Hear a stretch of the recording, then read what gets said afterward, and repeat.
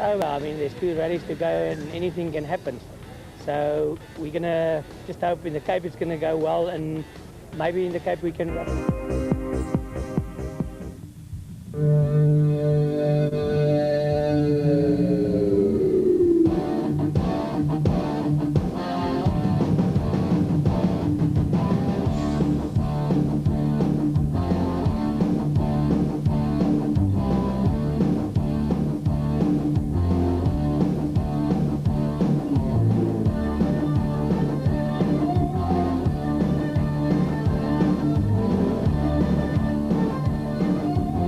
Sunrise over De Wetsdorp in the Eastern Free State, headquarters for the 6th and penultimate round of the South African National Off-Road Championship for 1999. Some changes had been brought into this traditional grueling race since last year, with the hub of activity moved from Wepener and the introduction of a 70-kilometer time trial on the Friday to determine the starting order for the race proper on the Saturday. First away, leaders in the special vehicle category, father and son combination of Frans Chepek Sr. and Jr., 35 seconds ahead of Greg Harvey and Boy Stone. Robert Walk in his single-seater race car was followed by the first production vehicle, Paris-Dakar heroes Neil Woolridge and Paul Vermaak in their Mitsubishi Pajero. Tom Smith, currently leading Class B in another single-seater, the 1600cc Volkswagen-powered Mighty Mag, was 5th on the road, ahead of Manfred Schroeder in a similar machine. The second production vehicle, 7th on the road, was the turbocharged Toyota Hilux of Gerard and Vic Kampfer, followed by Lawrence and Gerard du Plessis in their Chenoweth. Reigning production car champions Api Reineke and Robin Houghton were next up in their Toyota Land Cruiser, followed a little while later by Class E leaders Andrew and Chris Birkin in another Toyota Hilux. Ahead of the competitors was a grueling 210-kilometer loop, which they had to complete twice as Cassie Coetzee and Piet Swanepoel in their Hilux tackled the route ahead of Cliff Barker and Malcolm Hubert in their Land Rover. The Eastern Free State is known for its natural splendor and beautiful scenery, but for the competitors on the Caledon 400, this would take a back seat as they began to negotiate the difficult and dusty conditions, which were only a forerunner of things to come. This is just outside De Wetsdorp, but before the start of the race, we spoke to the Chepeks about their strategy. Well, second last leg of the championship. Looks like it's getting to the end of the year. It's a fantastic place. The weather's fantastic. Everything seems great. We had a great time trial. We're starting off first today. Other guys are at our heels, but we feel very confident, and the car seems fine. Everything seems under control. And, well, we've won the Class A Unlimited Championship already. So now we're looking for the overall, which we are leading, but we'll see what happens today. Conditions here, it's nice preparation for the roof.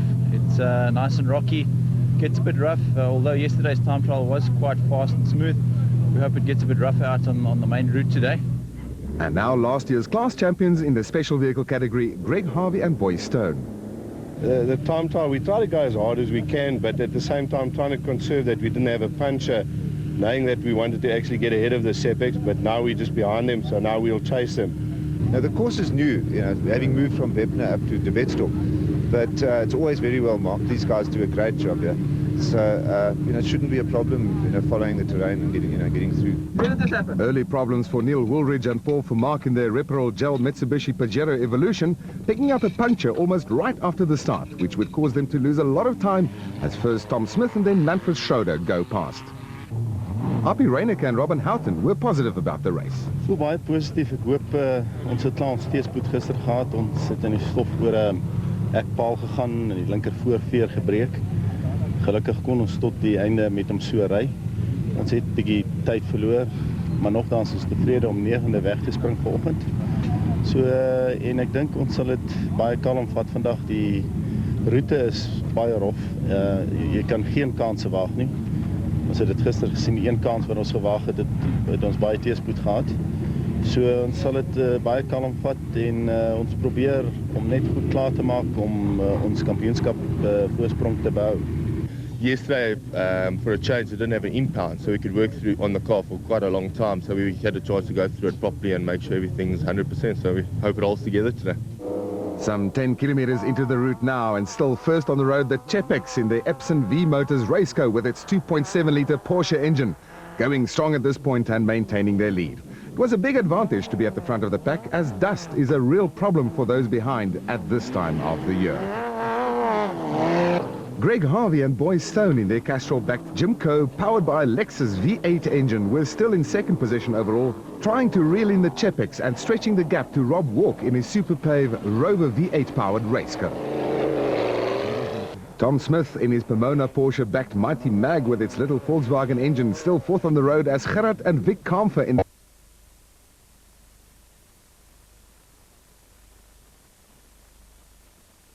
the production vehicle category, as did Class E leaders Jean-Pierre Joubert and Errol Hodgson in their 2.8-litre Toyota Hilux. Noel and Haley Quinn in their Pajero were close behind and eating a lot of dust.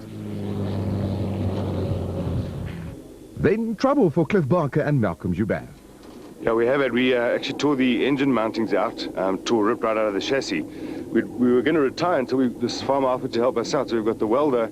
We're going to get the chassis put back in. Cliff's busy doing it right now, and we'll see. We'll get back on the road and see if we can get running.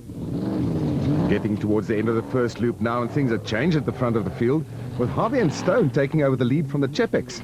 Lawrence and Gerard du Plessis had moved into second place ahead of Manfred Schroeder in his Mighty Mag.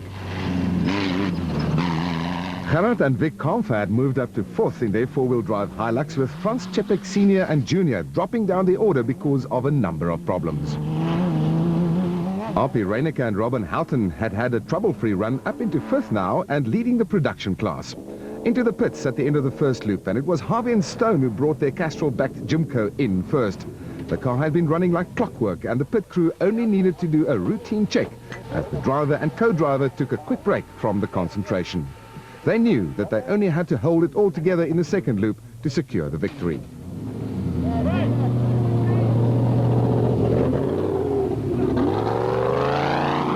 Still in second position, Lawrence and Gerard du Plessis, who had found a new lease of life since acquiring the ex-Shamir Variawa Chenoweth, but hard work ahead for Franz Chepex Senior Jr. as the car had developed fuel injector pump problems which had forced them to stop 3 times.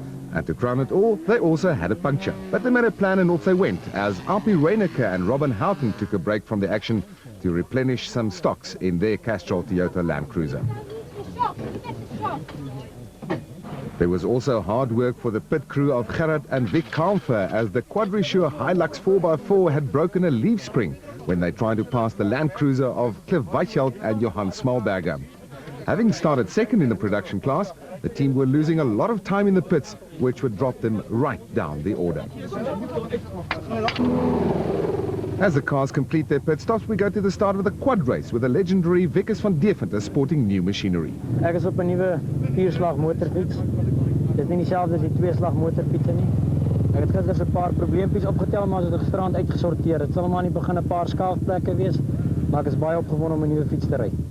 Brendan Bardnost on his Yamaha led the field away, 24 seconds ahead of Brandon Martin on his Honda after the time trials. Jacques Struwig on his Yamaha followed in third position with only 7 seconds to make up and a healthy cushion of almost a minute over Mark Breckel on his Banshee. Van Deventer on his new Honda started in fifth, and once again we spoke to the top contenders before the start. Here's Brendan Bardnost. I don't think I'm really in the points. I'm going to ride and hope that I can stay ahead of Vickers and all the other good guys, because I've never done it before, so I'm going to try my best today. I've pole position, so they've got the dust. Hopefully I can stay ahead and see what happens. Brandon Martin had also already formulated his plans. I think it's very close. Everyone in time trials were under a few minutes, all in the same time bar. I think it's going to be very competitive today. I'm just going to go out there and have fun and try my best to finish. Off-road racing on quads is a relatively new form of the sport in South Africa, but in the short time since its inception in the early 90s, it has grown tremendously. Jacques Struwig is one of the stalwarts of the sport in this country, with a reputation of a never-say-die attitude. And he's equally at home on the long course of an off-road race as on the short motocross-type courses of stadium racing. But the man they all look up to is Wickers van Deventer, now on his Santon Honda FMF Jojo Tanks machine, who had already moved up from 5th to 2nd at Welbedag Dam. Brandon Martin was leading, with John Craig Costello on his Team Joburg Yamaha machine up from 6th to 3rd already. Early leader Brendan Badenhorst was already out with a broken gearbox. With their smaller tanks, the quads and the bikes have 3 refueling points out on the route. This is the third of those 3, and there was joy in the Brandon Martin camp as he brought his Honda into the stop, leading the field. Dedicated refueling marshals do the job for the riders as they take a short break to catch their breath before taking on the rest of the course. Paul Chomsey on the Sally's Yamaha 350 had started 9th, but was making rapid progress up the field, and there was surprise as John Craig Costello shot past, electing not to take on fuel and moving up to 3rd in the quad category. Jacques Struwig didn't waste a lot of time and remained in the top 5, and things were getting rather hectic at the refueling point as the rest of the field of 41 starters began to come in. Leading the 200cc class was Derek Allum in the Linux Yamaha colours, who had overtaken early class leader Cornel de Villiers of Addictive Racing Developments.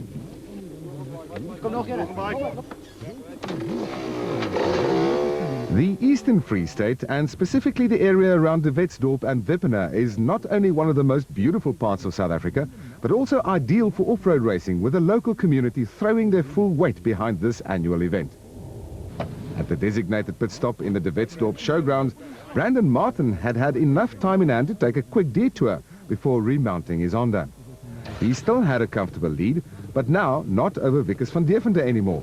The Paris-Dakar legend had taken a massive tumble and had hurt his left hand, so up into 2nd position now was Jacques Struwig on his Yamaha. Van Deventer was battling to reach the clutch on his bike and was dropping down the order with John Craig Costello now in 3rd position. Back on the road again for his second 210-kilometer loop goes Jacques Struwig, sporting his trademark twin flags. And into the pits, careful not to break the speed limit, came Paul Chomsey in 4th on his Sally's Yamaha machine, as we leave the quads for a while and go to the motorcycles now, with one of the biggest teams in the field, the recently launched Leaf Russell Campbell off-road racing team. We started the team 3 years ago, and it started on a fairly social basis. During the course of the last couple of years, we've had good results, and as a consequence of that, a lot of other sponsors have come along. We've got great support from Kawasaki, and we're taking life seriously now, and as a consequence, the results are showing through. Our team is run on a different basis to the K team and the Cellular Auto. We're a serious team. We put a lot of money into it, but at the same time, we do have a lot more fun than the other guys. One of the stars of the team, 200cc class leader Wayne Farmer. Basically, I'm leading the championship by 12 points over Jeffrey Voliter and 19 over Rion. Rion's out of the picture now because he had a crash overseas, so it's basically between Jeffrey and myself. You know, we don't have to go out there and kill ourselves today. Basically, I don't really need to win. Just come in 2nd or 3rd place, keep the points gap, and we can take a championship. You know, we still got the roof left, so it's a bit of a odd situation at the moment, but it's in my favour, so we'll take it as it comes. Also part of the Leaf Russell Campbell team, Clayton Enslin, who competes in the 250 category. I've recently joined the team. Up to now, it's awesome. The friendship between everyone is so good. To be quite honest with you, it's probably the nicest thing to be in because everyone's such friends, and it's just before the race, it's just such good fun to speak to everyone, and out there everyone looks after each other. Someone crashes, you just know there's someone there always to look after you, and it's good to have some good support like that. Well, fun and games it wasn't going to be, as Rob Campbell took the start first on his Yamaha, and he had a 30-second gap over Jade Goodsight on his Honda. The next 3 riders, Elmer Simons on his Honda, Errol Dalton on his 500cc Honda, and Darryl Curtis on his 250 KTM, were separated by only 3 seconds after the time trial. Next was Alfie Cox on his 380 KTM, second away in the open class, followed by Quinton Milton on his Honda, and leading the 200 field was Jeffrey Voliter on his KTM. Then a whole host of riders followed as they were set off on their first loop, and just like the car and quad categories, the total time on the day minus the starting time differences would determine the final result. Some 20 kilometers into the race, Jade Goodsight had already taken over the lead on his Autopage Cellular Honda, leading both the overall and the 250 classification. Goodsight had passed Rob Campbell on his CJ Yamaha 250 machine, who had been able to hold off the chasing pack since he had been demoted to 2nd position. Elmer Simons on his Autopage Cellular Honda was still holding down 3rd, having broken away from teammate Errol Dalton and Darryl Curtis, but he was being hauled in hand over fist by the incredible Alfie Cox on his Nitro Freight Castrol KTM, who had moved up to 4th already.